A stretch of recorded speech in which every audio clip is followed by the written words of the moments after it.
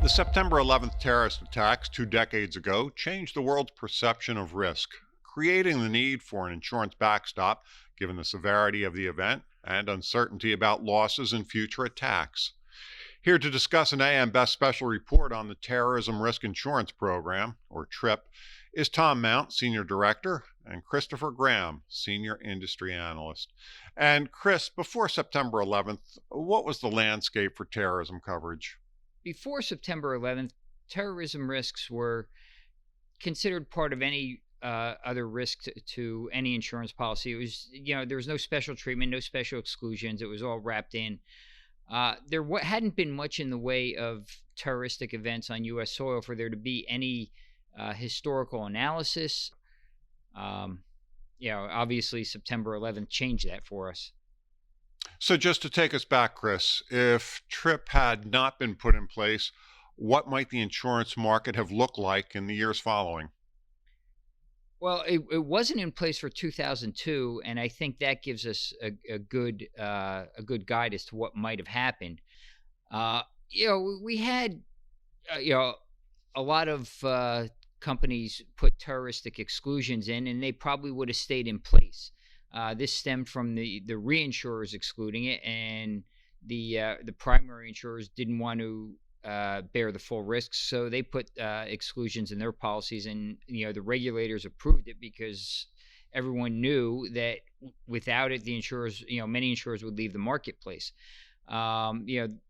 Workers' comp is the one line that continued to cover terrorism because it was statutory. The insurers didn't have any way around that. We saw the advent of workers' comp catastrophe covers come from that. Those still would have been in place. Capital markets might have come into the property casualty market much sooner.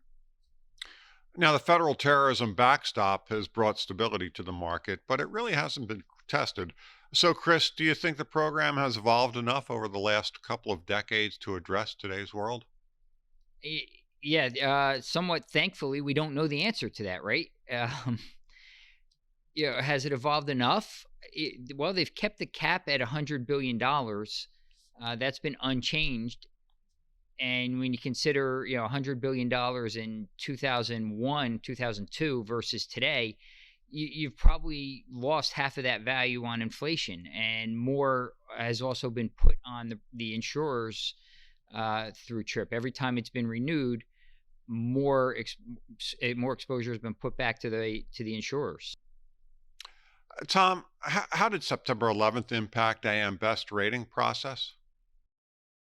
John, the terrorist attack had a huge impact on AM Best rating process. Never before had a single event affected so many different lines of business and coverages, all at one time.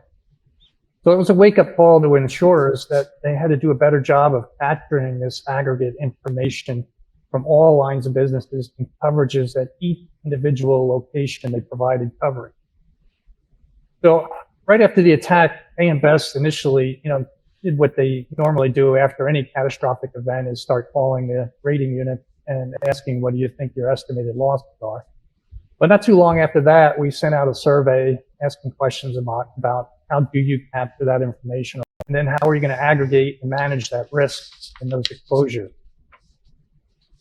A couple of years after that, we met with terrorism modeling firms, we met with insurance companies, and we designed a supplemental rating questionnaire that were designed to say, well, what would your losses be if you had a 5 or 6 ton truck bomb go off at one of your largest aggregate exposed locations?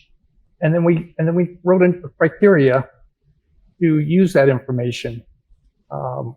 It was a stress test, basically saying, suppose you have that 5 or 6 ton truck bomb go off at your largest exposed location, and there's no trip, right? What will your losses be? What would be the impact on your capital adequacy? And that stress test, once again, since it focuses on what happens if there's a loss and no trip to back that up, it gains greater importance every time trip comes up for renewal. So it would be nice if there was a little bit more permanence to Trip, so that you didn't have to keep worrying what happens if Trip goes away. Thanks, Tom. Chris? Thank you, John. Thank you, John. That was Senior Director Tom Mount and Senior Industry Analyst Christopher Graham. You can find the full report online at ambest.com. For AM Best TV, I'm John Weber.